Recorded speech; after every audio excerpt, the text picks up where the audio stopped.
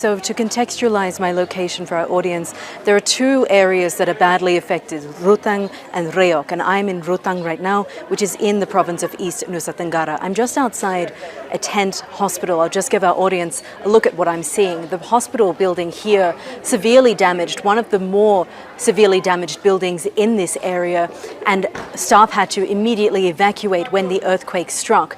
Patients were in the hospital as well, and they were rushed outside into this car park area where staff have basically assembled a tent hospital in the car park. Now, they were able to bring out some of the essential equipment. You can see the patients behind me here, essentially being treated outdoors, exposed to the elements. We've seen a mix of patients here. We've seen elderly persons struggling with the heat, their loved ones fanning them with pieces of cardboard as doctors try to treat them. The youngest patient that we met was a 2-month-old baby who has been ill for several days and now has to be treated in this tent hospital and will indeed have to stay here overnight with his parents. Now, doctors say that that does complicate the effort somewhat because the patients are exposed to the intense heat at the daytime, and then it does get rather cold as well at nighttime. We've seen that the patients are uncomfortable in this heat, but doctors are trying their best. Now, we did speak to some of the medical staff here who say that in terms of medicine,